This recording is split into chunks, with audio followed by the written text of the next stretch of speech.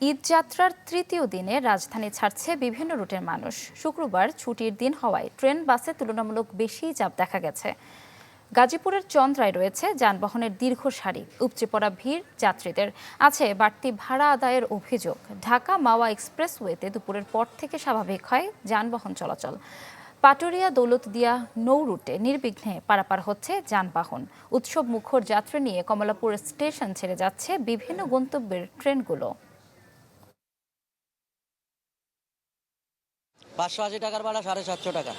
প্রথম ডায়লগ আসার সাথে সিট নাই, অথচ ফাঁকাই যে এখনো টিকিট দিচ্ছে। কিন্তু বেশি নিতে আছে আঙ্কেল, হালুয়াঘাট নিতে আছে 500 আর ময়মনসিংহ নিতে আছে 400। টিকিটের কোনো সমস্যা ছিল না, আমরা অনলাইনে 4 তারিখে টিকিট কেটেছি। টিকিট খুব ছিল, দুষ্প্রাপ্য ছিল, টিকিট পেতে কষ্ট হয়েছে, বাট আমাদের মনে করি জানি আগের চেয়ে ভালো।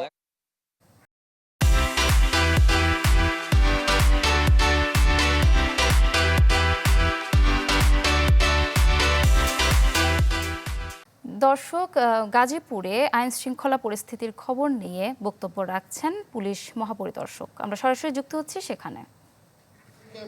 গ্রহণ করেছেন, ফলে যাত্রী সাধারণের যাতায়াত পূর্বের যে কোনো সময়ের তুলনায় এখন অনেক স্বস্তিদায়ক ও সহজ হয়েছে। সরকার কিভাবে এই নাগরিকবৃন্দ সমস্ত যাত্রী সাধারণ নিরাপদে নির্বিঘ্নে যেতে পারেন, এই জন্য সকল সংস্থাকে একযোগে কাজ করার নির্দেশনা দিয়েছে। আমরা সড়ক পরিবহন মালিক শ্রমিকদের সহযোগিতা গ্রহণ করছি। আমরা আশা করি আগামী দিনগুলোতে ট্রাফিক ব্যবস্থা স্বাভাবিক থাকবে। আমরা দেখছি যে মানুষের ঢল নেমেছে রাস্তায়, এই হঠাৎ করে একসাথে অনেক মানুষ এসেছে।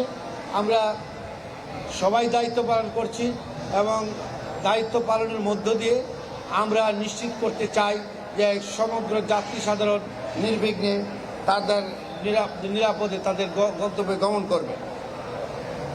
সড়ক দুর্ঘটনার প্রতিরোধ, যানবাহন চলাচল শৃঙ্খলা বজায় রাখার লক্ষ্যে মহাসড়কে ফিটনেসবিহীন ও মেয়াদ উত্তীর্ণ যানবাহন চলাচল থাকবে না, যানবাহন চলাচল করবে না।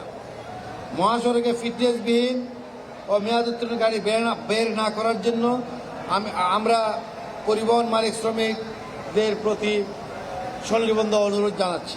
এছাড়াও আমরা বলতে চাই যে আমরা অনুরোধ করেই ক্ষান্ত হব না।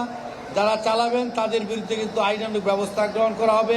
মোবাইল কোড রাস্তায় সচল থাকবে, তারা এই মোবাইল কোড আইনানুগ ব্যবস্থা গ্রহণ করবে।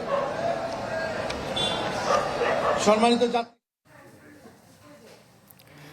দর্শক, গাজীপুর থেকে সরাসরি বক্তব্য দিচ্ছিলেন পুলিশ মহাপরিদর্শক চৌধুরী আব্দুল আল মামুন। ঢাকা মাওয়া এক্সপ্রেসওয়ে ও পদ্মা সেতু এলাকার খবর জানাতে সরাসরি যোগ দিচ্ছেন আমাদের সহকর্মী শুভ ঘোষ। শুভ। ইপসিতা বিকেল গড়িয়ে আসলে সন্ধে নামছে, এরই সাথে কিন্তু স্বস্তির বার্তা হাতছানি দিচ্ছে সড়কে।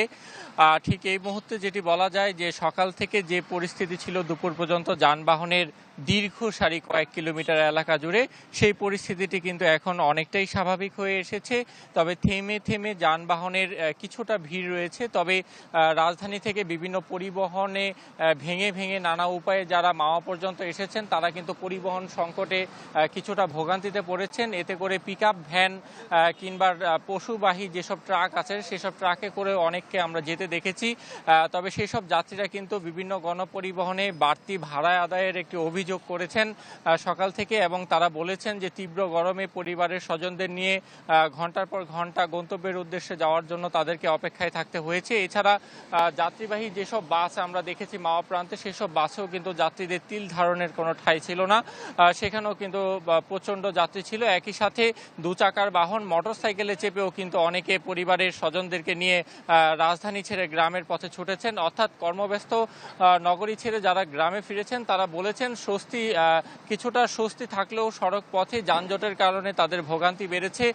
তারা একটি অভিযোগ করেছে যে মহাসড়কে পণ্যবাহী যানবাহন চলাচল অব্যাহত থাকায় এবং মহাসড়কে শৃঙ্খলা না থাকার কারণে কিন্তু এবার যাত্রীদের বেশ অনেকটা ভোগান্তি পোহাতে হয়েছে। তবে টোল প্লাজা এলাকাতে পদ্মা সেতু কর্তৃপক্ষ যে ব্যবস্থাটি নিয়েছে তারা বলছে যে প্রতি 3 সেকেন্ডে তারা এক একটি টোল যানবাহনের টোল আদায় করেছে এবং গত রাত 12টা থেকে কিন্তু আজ দুপুর 2টা পর্যন্ত প্রায় 25,900 যানবাহন মাওয়া প্রান্ত থেকে সেতু অতিক্রম করেছে। এতে কিন্তু প্রায় 3,40,00,000 টাকার মতো টোল আদায় হয়েছে দুপুর 2টা পর্যন্ত। এটি কিন্তু সেতু কর্তৃপক্ষ বলছে এবং এই যে যানবাহন পারাপার হয়েছে এর মধ্যে উল্লেখযোগ্য সংখ্যার যানবাহন হচ্ছে মোটরসাইকেল। তো সব মিলিয়ে ঈদ যাত্রায় কিন্তু তেমন স্বস্তির খবর নেই। তবে সড়ক পথে অনেকে ভোগান্তি ছিল না বলেও কিন্তু মন্তব্য করেছেন ঠিক এখনটায়। তো এই বাড়ি ফেরা মানুষের দুপুর পর্যন্ত কিছুটা ভোগান্তি থাকলেও এখন কিন্তু সেই পরিস্থিতি ধন্যবাদ আপনাকে। দর্শক, মুন্সিগঞ্জ থেকে যুক্ত হয়ে যাত্রার খবর জানাচ্ছিলেন আমাদের সহকর্মী।